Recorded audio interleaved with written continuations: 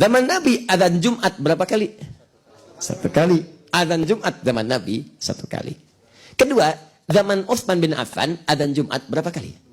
2 kali. Pilih mana? Ikut Nabi apa ikut Utsman? Ayo. Ayo. Pilih mana? Dua-dua.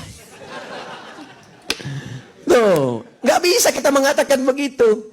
Pilih Nabi, pilih Utsman. Utsman itu menantu Nabi. Menikah dengan 2 putri Nabi. Yang satu setelah meninggal, menikah dengan yang satunya lagi. Sehingga disebut dengan Dzun Nurain. Orang yang punya 2 cahaya. Masya Allah. Sangat pemalu, disanjung oleh Nabi. Ini Utsman ini sangat pemalu. Malaikat Jibril aja malu dengan Utsman.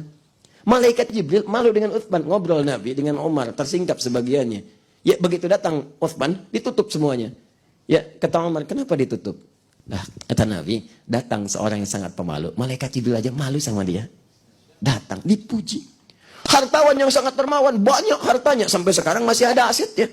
Dermanya banyak, segala rupa, segala rupa. Apa kemudian mustahil mengatakan sesuatu yang bid'ah, sementara namanya tercatat sebagai seorang ahli surga yang terbaik? Gimana bisa ahli surga bisa bid'ah? Hah? Tapi kan itu bid'ah yang dibenarkan Ustaz. Oh, enak aja. Lihat baik-baik. Kalau sudah bid'ah, ya bid'ah. Ya, mari kita perhatikan. Sekarang, teman-teman mesti bandingkan. Jangan sampai mudah kemudian menghukumi sesuatu. Lihat dulu ilatnya apa sebabnya. Ini yang Utsman menantu Nabi. Orang paling mulia dalam kalangan sahabat diantaranya. Disebut pemalu. Saking malunya malaikat Jibril pun malu terhadap beliau. Ya, menantu Nabi menikah dengan 2 putri Nabi, 1 wafat, menikah dengan yang lainnya, surga dijamin. Disebut bid'ah oleh orang yang bukan juga menantu Nabi. Belum terjamin surga, sahabat bukan, malaikat aja nggak malu lihat dia. Ya? Apa ilatnya? Ilatnya saat itu umatnya bertambah banyak. Zaman Utsman makin banyak. Sementara saat itu belum ada speaker. Soundnya mengandalkan Bilal yang azan. Bahkan sepeninggal Nabi, Bilal pun sudah tidak sanggup mengumandangkan adzan karena tersebut nama Nabi di dalamnya. Yang lain adzan, kadang-kadang suaranya nggak sekuat Bilal. Allahu Akbar, Allahu Akbar. Di KBP adzan. Ketika KBP adzan, apakah di Cihidung mendengar adzan ini? Tuh. Ayo, sampai hidung, awan, nggak akan kedengaran. Karena emang nggak nyampe. Dia orang tuh bingung pada saat itu. Ini Jumat tadi mulai apa belum? Begitu datang ke Jumatan, udah mau habis.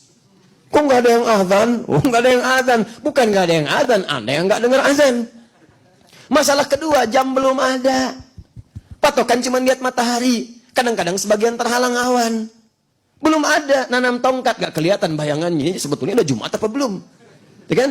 Apa yang terjadi kemudian? Setelah itulah Utsman radhiyallahu taala anhu berijtihad. Adzanlah 2 kali. Yang pertama, sebelum masuk waktu sholat, untuk mengingatkan mereka siap-siap. Allahu Akbar, Allahu Akbar. Oh, siap-siap. Mau Jumatan, siap-siap. Yang kedua, saat khatib naik ke atas mimbarnya, pas di waktu Jumat, azan 2 kali pada saat itu. Apakah salah? Tidak. Karena kebutuhan yang dibutuhkan saat itu beda dengan di zaman Nabi. Muncullah ijtihad. Sebabnya disebut dengan illat. Nah sekarang, sebab yang menjadikan adzan 2 kali itu apa? Sebabnya karena suaranya nggak terdengar kepada banyak orang yang lain. Maka muncullah kemudian ijtihad adzan 2 kali. Benar tidak? Benar secara fikih. Dibenarkan secara syariat. Sekarang saya tanya, sekarang persoalannya, soundnya sudah ada. Mic-nya sudah ada, bisa diatur. Bahkan ada yang melengking, toanya kuat sampai kedengaran. Ini itu. Sekarang ada lagi bahkan yang live, bisa ke handphonenya, bisa ke macam-macamnya, terdengar, bisa di set di jamnya. Masya Allah. Kadang-kadang kita sudah sholat, dia baru azan. Kita ada waladhalin, Allahu Akbar, Allahu Akbar. Oh, bayangin. Pernah kejadian begitu? Ada. Dan banyak lagi kita belum sholat, sana sudah azan.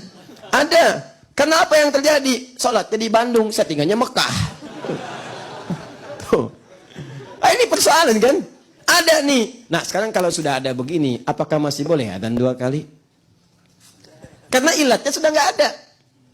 Dan kaidah mengatakan al-hukmu yadulu ma'illati. Hukum itu berdasar pada sebabnya. Kalau sebab ada, hukum berlaku. Kalau tidak ada sebabnya, belum tentu. Nah ini karena ijtihad gak bisa digugurkan dengan ijtihad yang lainnya. Jadi rumusan fikihnya kalau ilatnya sudah tidak ada, maka yang paling afdal itu meninggalkan kemudian hukumnya pada saat itu. Walaupun kalau diamalkan itu tidak salah. Karena kaidah mengatakan ijtihad tidak bisa digugurkan dengan ijtihad yang lainnya. Nah yang paling menarik adalah, ini dia. Saya mau tanya pada Anda. Zaman Uthman, awas belum ada speaker. Zaman sekarang sudah ada? Bagus speakernya? Bagus. Uthman tinggal di mana pada saat itu? Mustahil di KBP, di Madinah. Di Madinah. Masjid paling utama di Madinah apa? Masjid Nabawi. Saya tanya pada Anda, di Nabawi sekarang kalau Jumat adanya sekali atau 2 kali? 2 kali. Sudah pernah ke sana? Belum tuh. Ini masalahnya yang begini. Mana orangnya? Ini nih. Nggak tahu tapi ikut-ikutan. Jainuddin. Ini masalah. Kalau sudah tahu katakan. Di Madinah 2 kali adzannya Jumat. Di Mekah? Saya baru dengar ada adzan Allahu a'lam. Allahu a'lam.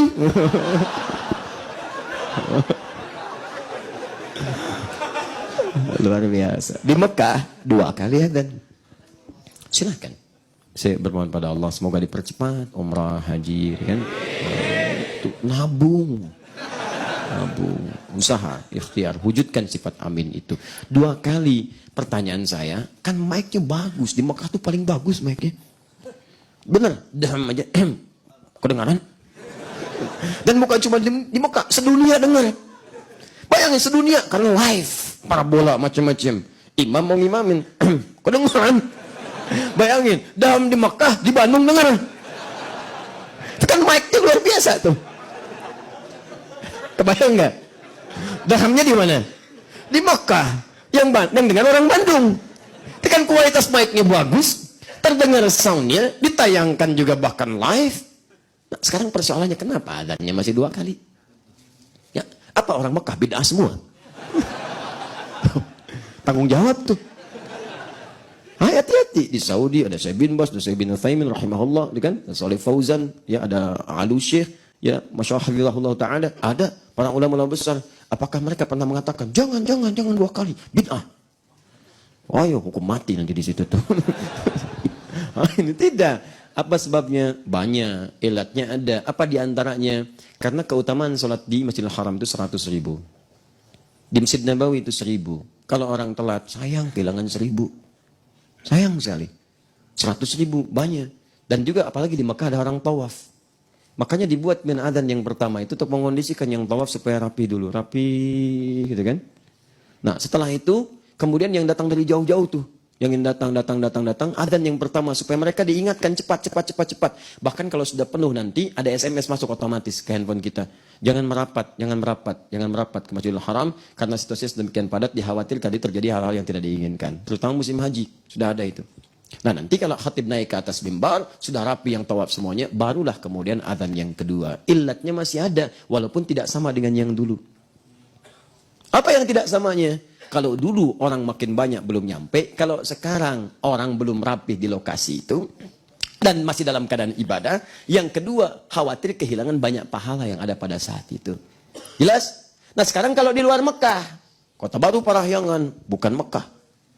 Di luar itu, sholat di Ar-Rahman, nggak ada 100.000. Nggak ada 1.000. Berapa pahalanya sholat di sini? 1. Kalau berjamaah 27. Sekarang, apakah pertanyaannya, boleh Jumatan adzan 2 kali di sini? Baik. Jadi masalah kan? Nah, lihat di sini, jangan dulu dipersalahkan. Lihat ilatnya. Orang berpikir sudah nggak perlu lagi adzan 2 kali karena kepentingannya sudah tidak ada. Cukup sekali saja. Cukup sekali kumandangkan. Sah. Ada yang berpikir 100.000 aja takut hilang 2 kali, apalagi yang 1. Apalagi yang 1. Kalau mereka di sana nggak dapat 100.000, masih bisa mampir di masjid lain, dapat 1. Kita di sini taruhannya cuma 1. Kalau nggak dapat ya nggak kebagian sama sekali. Makanya dari rumusan ini ada yang pakai juga. Ada yang pengen menghadirkan 2 kali adzan supaya menampung bagian-bagian yang lainnya. Ini maksud saya, ini contoh-contoh yang lain. Kita alihkan ke sini. Kondisi ini dipahami. Nih, ini fleksibilitasnya. Kalau ada was-was yang sangat sulit, amalan hati tidak memungkinkan menguatkan itu, lafadkan, silahkan. Kalau nggak sanggup dengan yang lain. Tapi kalau kemudian Anda sanggup dengan itu, nggak perlu dilafadkan karena asalnya nggak dilafadkan. Paham? Nah, jadi ini gambaran 3 ini, kita menghormati karena ini ijtihad ulama yang kasus yang nggak muncul di masa Nabi. Kalau ada di masa Nabi selesai. Nggak usah diributin, nggak akan ada fikih ikhtilaf. Nggak akan ada, karena Nabi mengatakan, caranya bagaimana? Nih caranya begini. Sudah, paham? Paham, lakukan, selesai. Kalau kata Nabi, lafadkan, lafadkan. Nggak akan ada pembahasan hari ini. Tuntas. Saya pun langsung istirahat, nggak akan mampir ke sini. Itu. Kita bahas panjang-panjang sampai 2 jam lebih. Ya, sama. Kalau kata Nabi, sudah, tidak perlu dilafadkan. Kondisikan, rasakan. Seperti Allah memfirmankan dalam Al-Quran. Rasakan saat akan sholat, kamu akan meninggal. Itu rumus di Al-Baqarah ayat 45 sampai 46. Wasta'inu bis-sabri was-salah wa innaha lakabiratun illa 'alal khashin. Siapa orang khusyuk? Alladzina yadhunnuna annahum mulaqu rabbihim wa annahum ilaihi raji'un. Ya, makanya kalau Anda pengen khusyuk, ada gangguan dan macam-macam rasakan, mungkin wafat saat itu.